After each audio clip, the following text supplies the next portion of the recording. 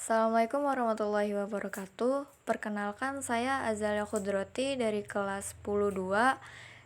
Di sini saya akan menjelaskan sedikit tentang konsep dasar ilmu ekonomi.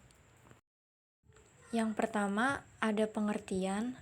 Menurut Richard George Lipsey, ilmu ekonomi merupakan ilmu yang mempelajari tentang upaya pemanfaatan sumber daya yang terbatas dan langka, bertujuan untuk memenuhi kebutuhan manusia yang jumlahnya tanpa batas.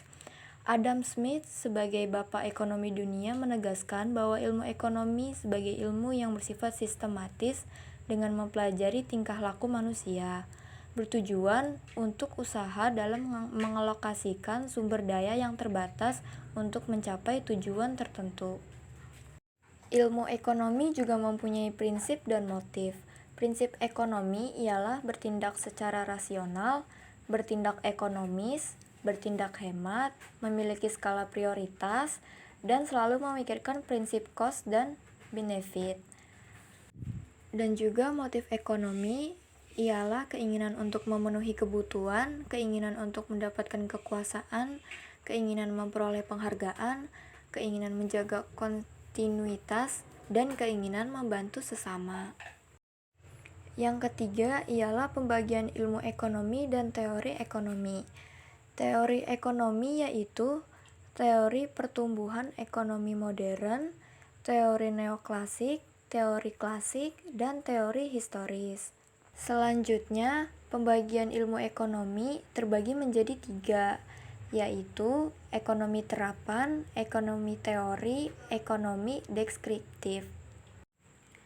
Ilmu ekonomi juga mempunyai banyak cabang, yaitu ekonomi moneter, ekonomi publik, ekonomi industri, ekonomi internasional, ekonomi regional, ekonomi sumber daya alam, dan ekonomi sumber daya manusia. Kegiatan ekonomi terbagi menjadi 3, yaitu yang pertama produksi.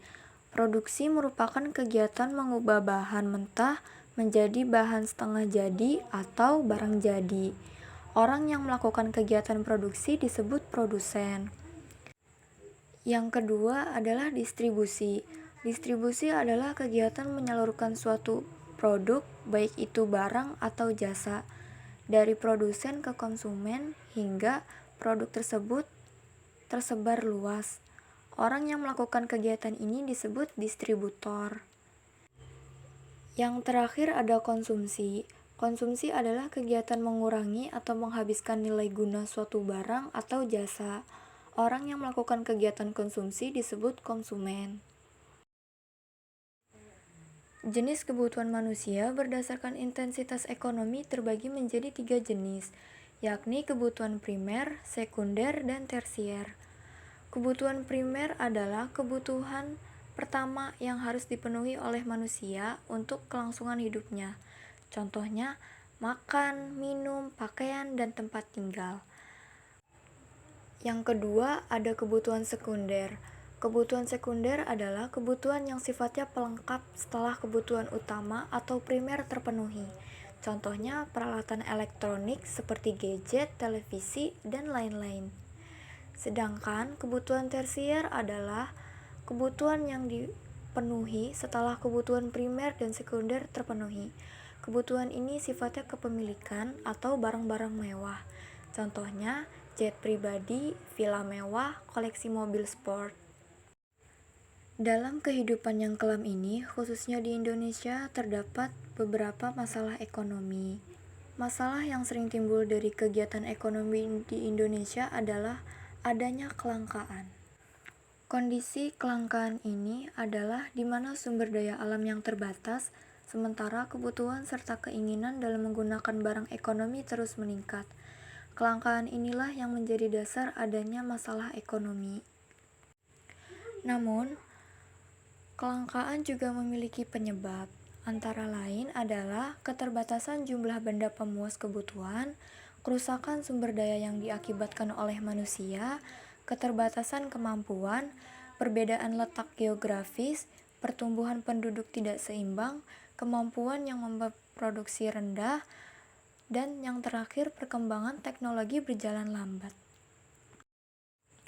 Jika sudah terjadi kelangkaan, maka langkah apa yang harus kita lakukan?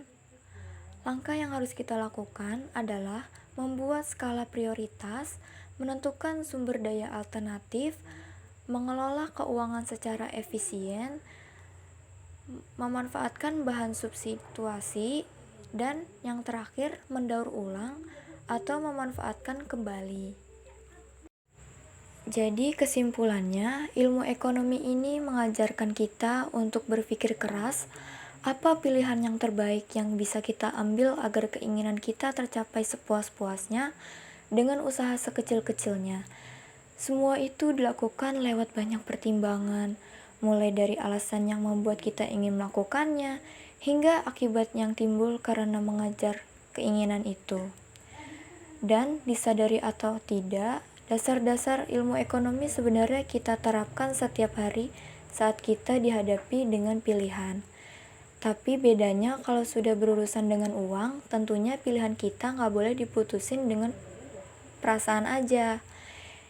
Bisa kita anggap bahwa ilmu ekonomi itu sebagai penasehat kita, melalui grafik angka dan diagram. Ilmu ekonomi ini jadi alat yang bisa kita andalkan untuk menghadapi pilihan-pilihan sulit tentang mengelola keuangan.